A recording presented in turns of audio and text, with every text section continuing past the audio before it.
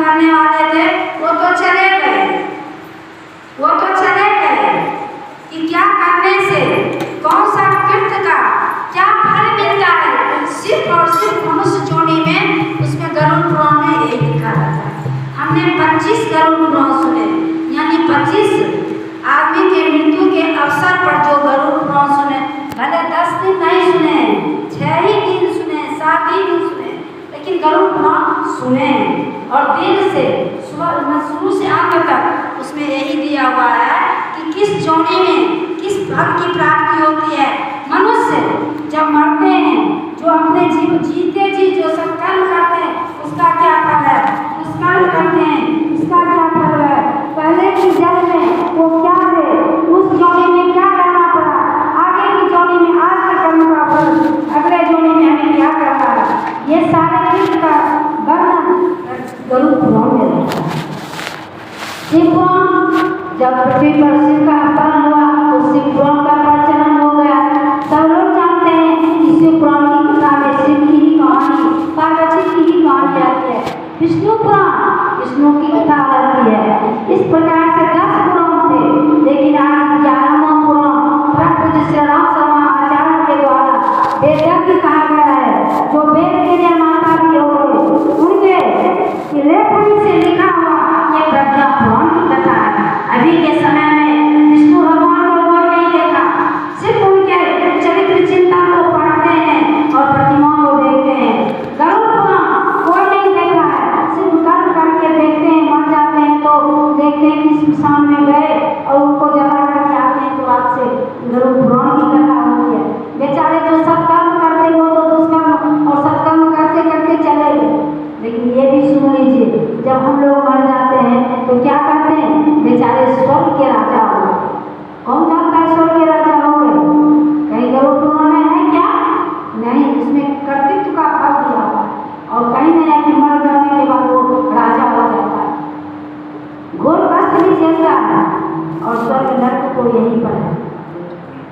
तो गुरुजी देखते देखते 10 पुराण की कथा सुनते सुनते, प्रज्ञा का मतलब है श्रेष्ठ और पुराण का मतलब होता है कथा, जिसका श्रेष्ठ चिंतन, श्रेष्ठ लेखनी से, श्रेष्ठ कर्म करते हुए जो श्रेष्ठ पुरुष है, वेद मूर्ति तत्वनिष्ठ पंडित श्री राम शर्मा आचार्य अपने लेखनी से जिस पुस्तक को लिखे वो क्या है, प्रज्ञा पुराण।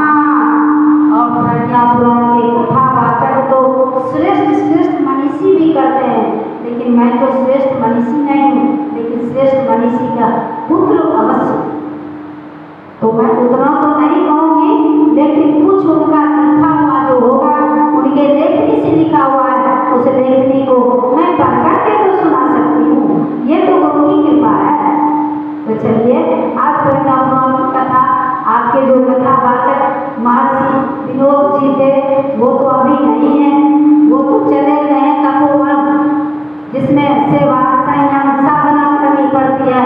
गृहस्थ एक तपोवन है, उस कार्य से अपने बच्ची को रखने के लिए, यहाँ तक कि हमें यह भी मालूम नहीं है कि वो बच्ची को रखने के लिए हमें अनायास सुबह में कहा गया है कि आज आपको महर्षि अशोक जी बाल बोले कि आज आपको कथावाचक बनना है। तो हमने बहुत टेबल में आ गए कि हमें नहीं करना है, क्योंकि हमें तो कुछ मालूम ही नहीं है। जबकि मैंने 2005 में 7 दिन का प्रज्ञा पुराण की कथा मथुरा में रह करके चैतन्य भाई साहब, शैल दीदी और सरोज दीदी, प्रमोद भाई साहब, सभी के सौजन्य से वहाँ 7 दिन रह करके कथा प्रज्ञा पुराण की कथा सुन करके 7 दिन आए। तो बच्चा में पढ़ता है और वो चला जाता है, उसी ने कुछ श्रवण किया होगा और हमारी शादी तो मनीषी से हो गई। हमारे खाने का तो 2 टुक रोटी नहीं थी, सब्जी की 2 टुक। उस समय हम खेड़ा यज्ञ में गए, उस यज्ञ से हमने प्रज्ञा पुराण की 4 भाग की कथा, 4 खंड में 35, 25, 15, 85, 65 चारों भाग की एक ही मत हम अलग अलग दिए। और उसको बेरोजगार थे, घर के दाना चौका बर्तन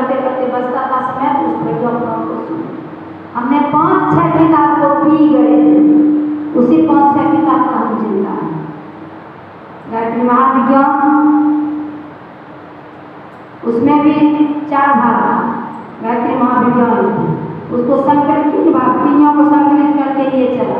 गायत्री महाविज्ञान, सुनसान के साचर, हमारे दस्यों को विरासत, गृहस्थ एक तपोवन है गाँव में, और कथा में था।